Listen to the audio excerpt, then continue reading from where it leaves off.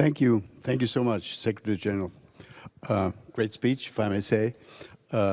We don't have a lot of time. We have approximately, because Secretary General has an important follow-on meeting, we have approximately 20 minutes.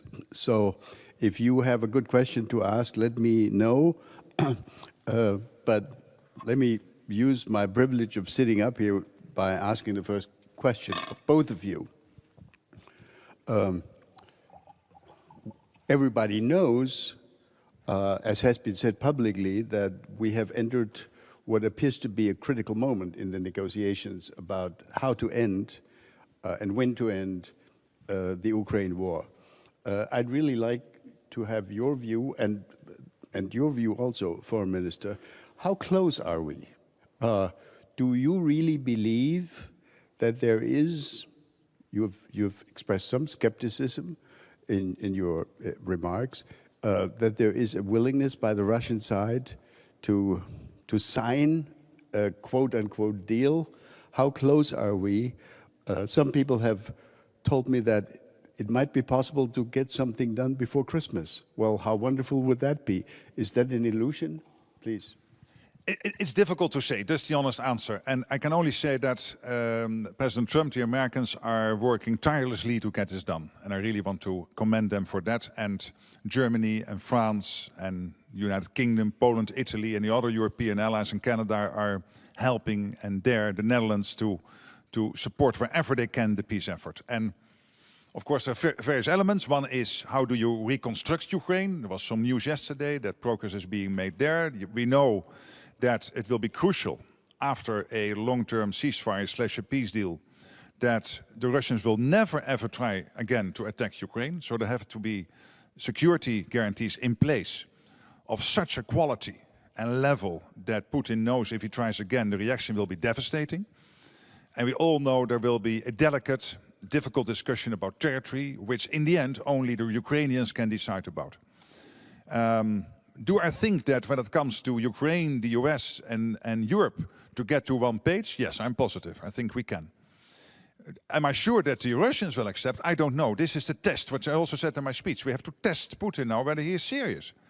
And the guy is willing last month to suffer 25,000 of his own people. 25,000 people dead. Not seriously wounded, no, killed, dead. 25,000. 1.1 million dead or seriously wounded over the last 4 years. So let's see whether he is getting to a point where he thinks that this is unsufferable for him and his people and that he wants to make a deal. But that's of course the big test coming up. I would only add 2 points. The first one is we will only get Putin to that very point if it is absolutely clear that we as Europeans, and of course the United States as well, are with the Ukraine, will support Ukraine, that we will be able, especially in the European Council in the next week, to make it possible to make use of the Russian sovereign assets. That's where the German government is working for. This is a proposal of Chancellor Merz. And we are slightly optimistic to get it through. This is absolutely our target. And Putin has to know, whatever happens, he may be ready for an agreement or not. We will be supporting Ukraine, defending the sovereignty of Ukraine, and be with the people there. Secondly, of course, everybody would expect Ambassador to have an agreement before Christmas. That would be really great, the best Christmas gift for everybody, especially for the suffering people in Ukraine. But it has to be a sustainable solution. So if you look back into German history, it's always not so easy to compare the very historical situation. But we know from the situation after the Second World War, how it was ended, with of course the military saying, okay, the weak politicians agreed to a peace treaty, which was not necessary at that very point, and that was always a burden for the Weimar Republic here in Germany. So we have to have that in mind, and that was also a point I made in Beijing with my colleague Wang Yi in these days, because he also asked me, why not making an agreement? Why not handing over Donetsk to Russia? We, as Europeans, know what it means to have a peace deal which is acceptable and bearable for the people in Ukraine, and which, in a way, also is part of the guarantees we all need for the future, not to be faced with a new Russian aggression in the future. All right, thank you very much.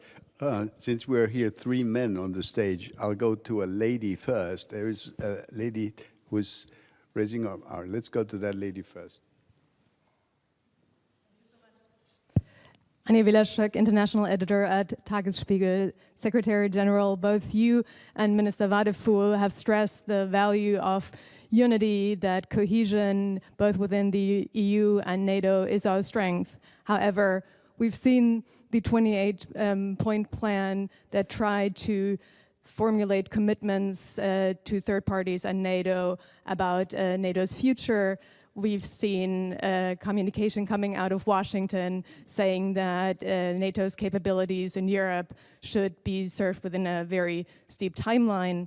How do you convince someone who does not see value in unity and cooperation of just that aim? And maybe as a plan B, do you see a future for NATO where the US is explicitly or implicitly withdrawn, a European or other coalition of the willing within NATO? To your second question, no. I don't see that. I think it is crucial that we keep the transatlantic bond as strong as it is today, and it is very strong. When you look at the national security strategy the US brought out, I know there was a lot of talk, of course, in European capitals, but look at what it's actually saying. Complete commitment to European security, complete commitment to NATO, and a complete commitment to the fact that we can only defend the Euro-Atlantic area if we stick together. And yes, there's a lot you can discuss about, but this is at the core there. When you take President Trump, when he was in his first term and now in his second term, he has been extremely clear that he is totally committed to NATO, having one big irritant, the fact that Germany, the Netherlands, and many other countries were not even getting to the old 2%, let alone spending what he is spending, 3.5%. And now in The Hague, we have dealt with this. We decided to move to the 3.5%, equalize with the US. I think it is his biggest foreign policy success when it comes to the Euro-Atlantic area. And not only because we want to equalize with the US, but because we need to spend this money to keep ourselves safe from the Russians. And also taking a careful look at the Chinese military build-up taking place today. And Europe is now stepping up. Germany is leading that whole phase of stepping up with the defense spending here. Germany's presence in Baltic Century, Eastern Century, the coalition of the willing, where Germany and the UK and France and others are working together to agree on what is necessary to keep Ukraine safe post a peace deal, and of course Pearl, so the money needed to buy from America to give the essential weapons to Ukraine. Again, Germany taking the lead. So Europe is stepping up, Germany taking the lead there, but many others also absolutely stepping up, including the Netherlands, the Scandinavians, the Baltics, and of course Poland and many others. So we are in a much better place. So I'm absolutely convinced this alliance is there to stay, and it is crucial. Also in the US interest, because you cannot defend the US without a Arctic which is defended. And for the Arctic you need NATO. You cannot defend the US without a safe Atlantic. And you need NATO to keep the Atlantic safe. Look at the nuclear submarines the Russians have who might want to sail towards the US coasts. And you cannot keep the US safe without a safe Europe. And the Americans know this. All the senior policy makers from the White House down to the State Department, the Pentagon, they all know this. And they all agree with this. Great. If you ask a question, please identify yourself and please make sure we know whether you address the question to both speakers or only to one of them. Let's go to Matthias Gebauer first, and then we'll go to this side of the aisle. Hi, it's Matthias Gebauer, German magazine Der Spiegel. Mr. Rutte, I have one question. You very much underlined the ongoing and permanent threat Russia poses to Europe, but you also mentioned right now that Russia is also a threat to the US.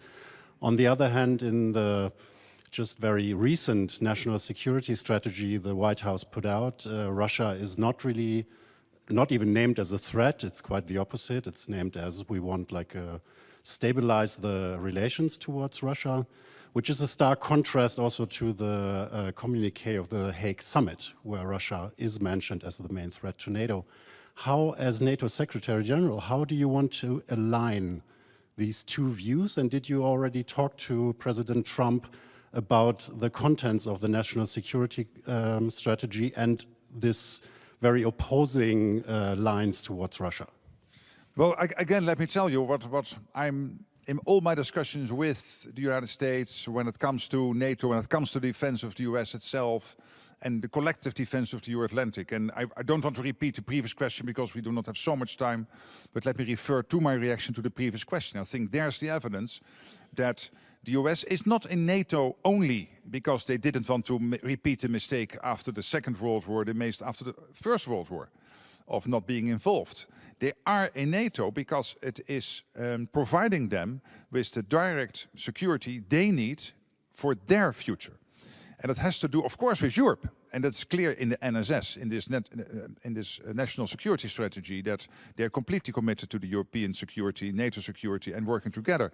But it also has to do, as I said, with the Arctic and the Atlantic. These are three key elements of NATO which are there not only to keep Europe safe, but to keep the whole of the Euro-Atlantic safe. And when it comes to the Indo-Pacific, they also, of course, have to spend time there. That's clear. And NATO is not directly involved. We have a close cooperation with many countries there in this Indo-Pacific IV cooperation.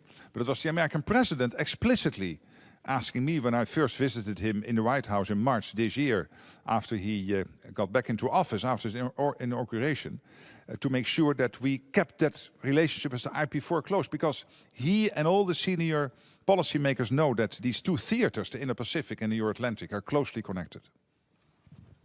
May I add, I would ask all of us not to put things in doubt which nobody puts in doubt in Washington, but only which is put in doubt perhaps and which is challenged in Moscow and in Beijing. And this is the strength and the cohesion of our alliance. And as the 28-point plan was mentioned, it is no longer existing. We had some influence on it. When it was made public, we were able to talk to the Americans. I was able to talk to Steve Witkoff and to discuss the points. We were able to discuss it with Marco Rubio. And we have a new plan, which is a 20-point plan, and which has really changed. So do we have to be engaged with the United States more than before? Yes. Is it possible to find a common ground? Yes. And that was the very success of the Hague summit in this springtime. So when we went forward, when we were clear that we are engaged, that we not only spend 2%, but we are ready to spend 5% or more, United States were there. And of course, there was a common ground, and we found that common declaration. And you see no doubts, also in this specific new paper from Washington, which really put in doubt the nuclear umbrella and the willingness to defend Europe together with the European allies. And please do us not allow to raise questions which were really in the end of the day not raised in Washington. All right, we'll go to this side of there. Where were the questions here? The gentleman over there.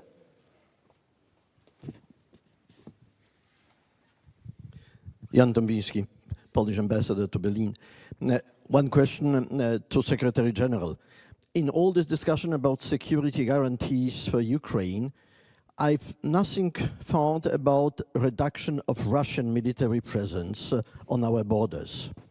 Is it a part of a discussion? Because this would be the best security guarantee for Ukraine, the militarization of Crimea or of occupied territories, at least to reduce the Russian presence against Ukraine and against us.